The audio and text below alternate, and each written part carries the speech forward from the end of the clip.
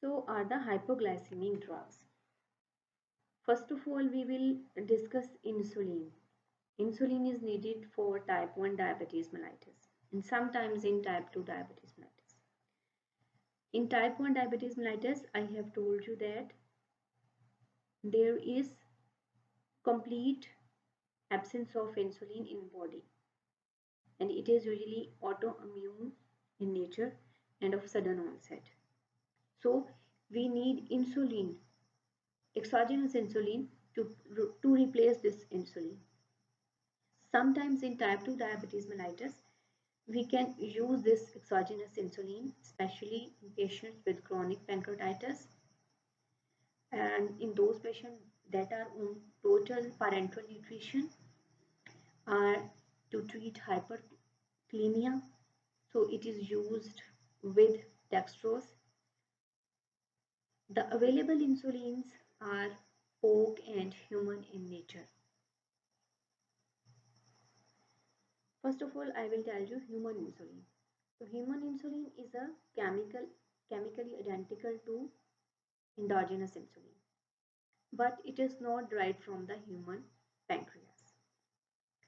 Human insulin that is synthesized, it is chemically identical to the endogenous insulin, but it is not derived from the human pancreas. Insulin cannot be given orally. Insulin is usually given subcutaneously and sometimes intravenously, especially in diabetic ketoacidosis. We give intravenous insulin because it is an emergency. The available preparations of insulins differ in their onset and duration of action. Why? Because there are differences in recombinant DNA technology. Number two, there is difference in amino acid sequence and also solubility of these insulin preparations are different. Therefore, now we are going to discuss these different insulin preparations. So first of all, insulin structure. Normally, insulin is a two-chain polypeptide having 51 amino acids and its molecular weight is about 6,000. The alpha chain has 21 amino acids while beta chain has 30 amino acids. There are minor differences between human, pork and beef insulin.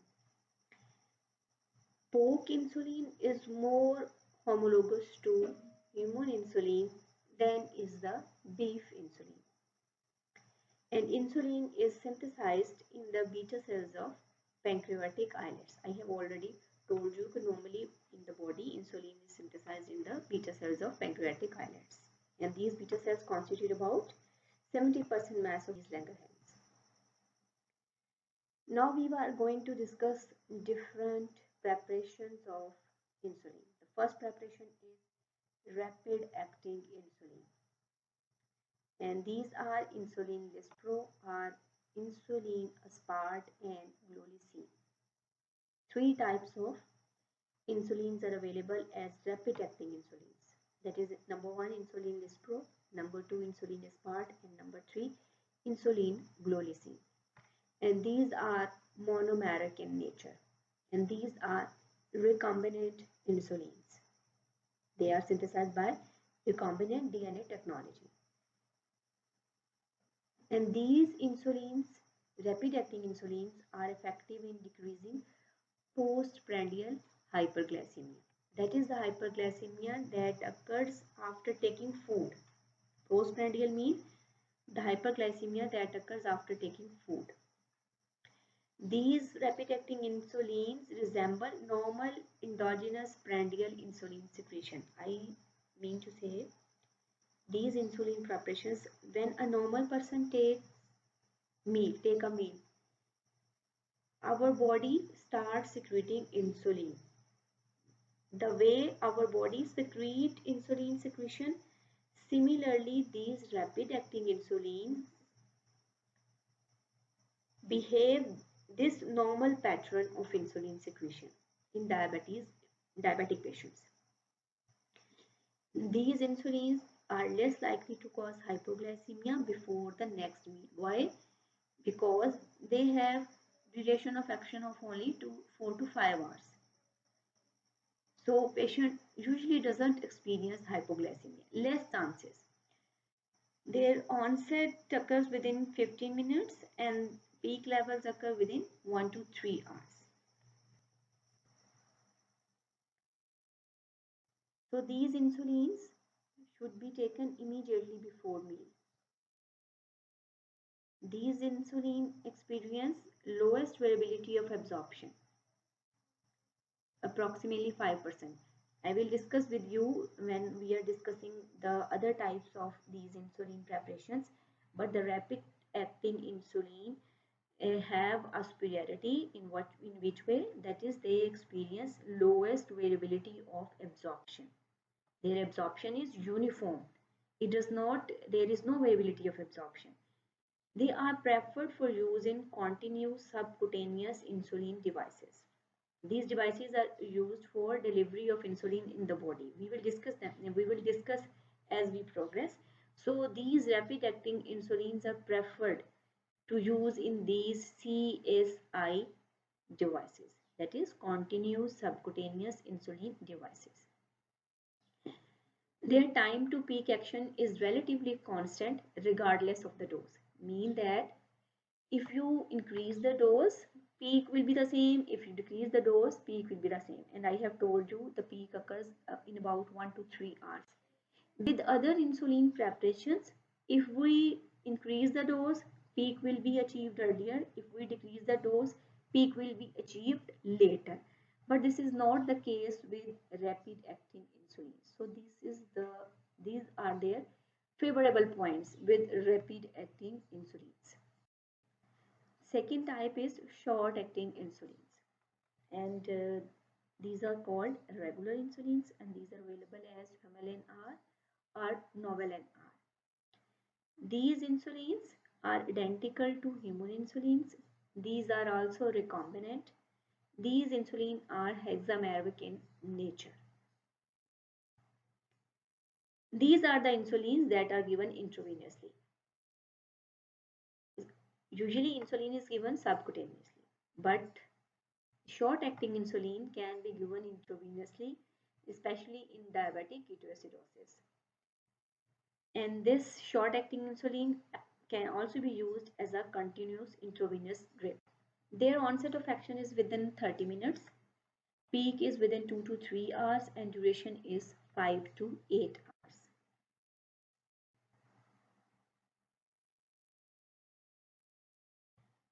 This is the insulin that may be given intravenously. Always remember, you may be asked question, which preparation of insulin can be given intravenously? So your answer will be short-acting insulins. Only short-acting insulins can be given intravenously. Why? Because dilution causes, what causes? You will read, and then I will told you in my part 3 lecture. You will find the answer of this question, कि why we use short-acting insulins intravenously. I have told you a small answer that dilution occurs, because when you give it in the intravenously with blood, they are diluted. What happens? You will find the answer. They are used in the management of diabetic ketoacidosis, moreover after surgery and in acute infection. Because in these situations, these are emergency situations, and in these situations, there is the need of insulin is rapidly changing. So we manage this by giving short-acting insulin intravenously. We check the blood glucose level, and accordingly we administer short-acting insulin intravenously. These insulin must be taken 30 to 45 minutes before meals. With these insulins, there is delayed absorption. Their absorption is dose dependent, and variability of absorption is 25%. We have already discussed rapid acting insulin, that is insulin, lispro, aspart, and clolicine. I have told you they have lowest variability of absorption, that is 5%. But with short acting insulin, This variability of absorption is 25%. I have already told you that with rapid acting insulin, their peak is not dose dependent, but the peak is dose dependent with short acting insulins. That is, if we are going to increase the dose, peak will be achieved earlier. If you are going to decrease the dose, the peak will be achieved later. So it will cause mismatch of insulin with the meal. This is not a favorable point. Third type is intermediate acting and long acting insulins.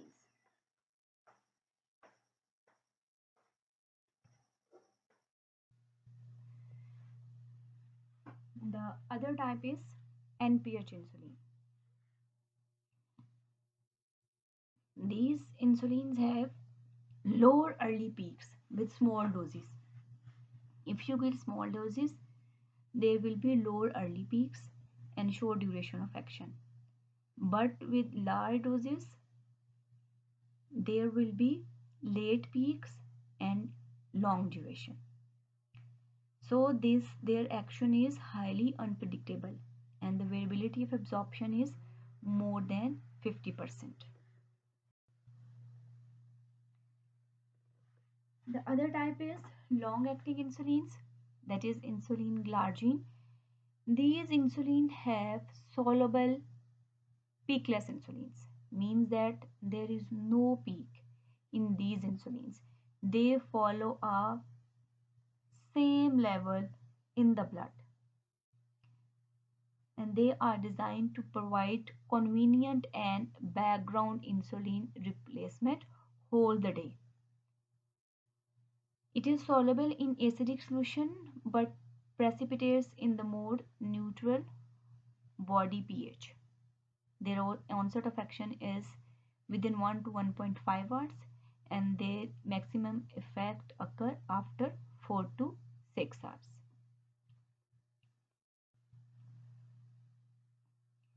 Insulin glargine, that is long acting insulin, the maximum activity is maintained for about 11 to 24 hours. So we can give it once daily. But the point is to remember is that they should not be mixed with other insulins and these insulins have less aminogenicity. There are certain immune problems with insulin we will discuss at the end of this slideshow. So these insulins have less aminogenicity. Insulin detemir, that is also long acting insulin, it is recently developed and with this insulin there is less chances of hypoglycemia than NPH insulin. Their onset of action is 1 to 2 hours and duration is more than 12 hours. So these insulins are given twice daily. Insulin glargine is given once daily because its duration of action is 24 hours. But the insulin detemir that is recently developed, it is given twice daily because its duration of action is 12 hours. These are two long-acting insulins, that is insulin glargine and insulin detemir. Now there are certain insulin mixtures. As the name is indicating that different types of insulin preparations are pre-mixed. In pre-mixed form they come in the market. NPH insulins require several hours to reach adequate therapeutic levels. We have discussed earlier. So therefore they are mixed with lispro, aspart and glulicine. These are, I have told you that these are rapid acting insulins. Insulin, lispro, aspart and glulicine, these are rapid acting insulins. So the NPH insulin can be mixed with lispro, aspart and glulicine. These are comes with a different preparation, that is NPL 75 or 25, and this 75-25 is basically the percentage of the insulin preparation, 75%, and the second one is a 25%. Similarly, NPA is 70-30 and NPH is 70-30. These 70-30, this is basically the percentage, 70% and 30%. So their duration of action will be the same as the individual components that you two insulin preparation mix, so their duration of action will be the same. Glargine and detemir are not mixed. Always remember, glargine and detemir, these insulins are not mixed with each other. Now comes the insulin delivery systems. The first one is the standard delivery, that is, we give it subcutaneously. From many years, we use subcutaneously. In Pakistan, most of the patients use subcutaneous insulin, and they can apply it by yourself, by themselves. Number two type is portable pen injectors. These are the cartridges of insulin and needles, and disposable pens are also available. These portable pen injectors eliminate the need to carry syringes and bottles of insulin to workplace and during traveling. So the patients can only will carry portable pen injector in which there are cartridges of insulins and needles, and the patient, whenever there is need, patient can inject the required amount of insulin. The third type is continuous subcutaneous insulin infusion devices. These are of two types: insulin pumps and these CSII. What are these? These devices have a user programmable pump that delivers individualized basal and bolus insulin replacements doses based on the blood glucose self monitoring results. That means that first of all they will check the blood glucose level, and then according to the blood glucose level they will deliver the insulin preparation. And these insulin pumps are usually used for the patients in which we cannot obtain a target control of glucose by using other preparations of insulin. Moreover, in the circumstances in which we need excellent glycemic control, such as during pregnancy, so we can use these insulin pumps, RCSII, so that we can acquire excellent glycemic control, and it is very well needed in pregnancy. In your latest edition of Kaizen, inhaled insulin's preparations are also present, and you should know that the inhaled insulin preparations are available. These are not available in Pakistan but are available in USA. Preferably, there is a dry powder formulation of recombinant regular insulin. This is a dry powder formulation recombinant regular insulin. It is also called technosphere insulins, and the peak levels with which occurs in 12 to 15 minutes. It is the same as you use inhalers in bronchial asthma.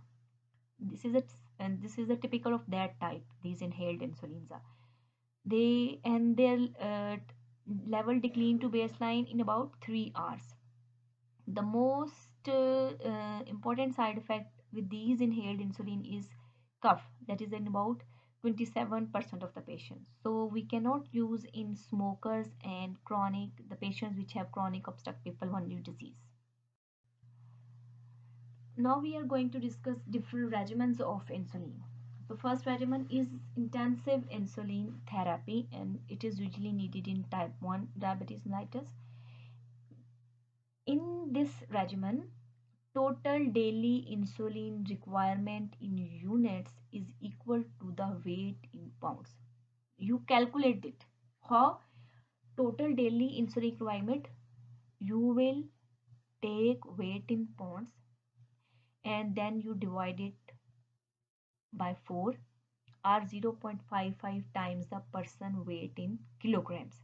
You can calculate in pounds as well as in kilograms. If you are calculating in pounds, you will divide the weight in pounds by 4, and if you are taking weight in kilograms, and then do multiply it with 0.55, and this will give you total daily insulin requirement. It is called intensive insulin therapy. This formula give you total insulin requirement, and this type of regimen is called intensive insulin therapy. And then this total daily dose you can administer the patient in divided doses. Second one is the conventional insulin therapy, and you give it in usually type 2 diabetes mellitus. Intensive insulin therapy in type 1 and in conventional insulin therapy is given to usually type 2 diabetic patients. If type 2 diabetes mellitus do not benefit from the intensive insulin therapy, regimens ranges from one injection per day to many injections using the intermediate acting insulins or longer acting insulins alone. Sliding scale regimens can be used. That is, according you check the blood glucose level and then you administer the dose. You can use fixed intermediate acting dose or short acting or rapid acting dose based on the plasma glucose level. And the most important point is you check the plasma glucose level and then you administer the different insulin preparations according to the need of the patient. And this type of regimen is called conventional insulin therapy. Now is the complications of insulin therapy. The first complication is hypoglycemia, and the risk of hypoglycemia is more in patients who take inadequate carbohydrates, or when they do unusual physical exertion, or mistakenly they take large doses of insulin. So there will be more risk of hypoglycemia if the patient does not take his her meal properly, or he or she does unusual physical exertion, or mistakenly he or she takes large dose of insulin. So there will be signs and symptoms of autonomic hyperactivity. There will be both sympathetic and parasympathetic hyperactivity. In sympathetic, the patient will experience tachycardia, palpitations, sweating, and tremulousness. In parasympathetic, there will be nausea and hunger. Patient may experience convulsions and patient even go to coma if it is untreated. There is a term that is called hypoglycemic unawareness. In these patients, autonomic warning signals are absent, and usually it occurs in the patients in which you do tight glycemic control, and these patients experience frequently hypoglycemic episodes. Patient may experience confusion, weakness, desire. And how you treat the hypoglycemia? Glucose is administered. You can use simple glucose or sugar, preferably in liquid form. Conscious and able to swallow. If patient is conscious and able to swallow, you can use dextrose tablets, sugar containing beverages or food. If patient is unconscious, you can give 20 to 50 ml of 50% glucose by intravenous infusion within 2 to 3 minutes. If not available, if glucose is not available, then you can use 1 milligram of glucagon injection subcutaneously or intramuscularly. That will restore the consciousness, and then you can give glucose tablet or in liquid form glucose. If not available, then small amounts of honey or sugar syrup in buccal pouch will. Next comes the immunopathology of insulin therapy.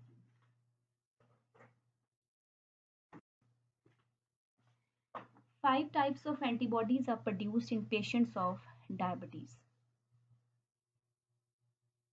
These are IgA, IgD, IgE, IgG, and IgM. So these amino antibodies can lead to two types of immune disorders. Number one is the insulin allergy. It is very rare. In this case, IgE sensitize the mast cells that release histamine, resulting in urticaria, and it may lead to anaphylaxis in severe cases.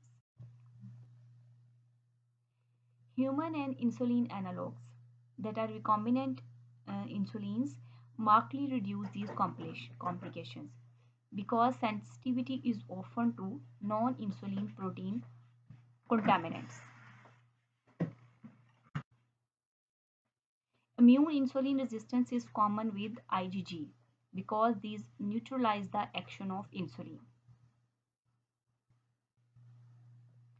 The second complication is lipodystrophy at the injection site.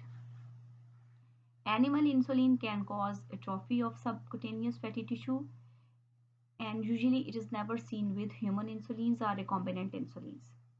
Hypertrophy can also occur if injected repeatedly at the same site, so avoid specific injection at a specific site. There is also increased risk of cancer, but this is not a confirmed. These are usually preliminary studies.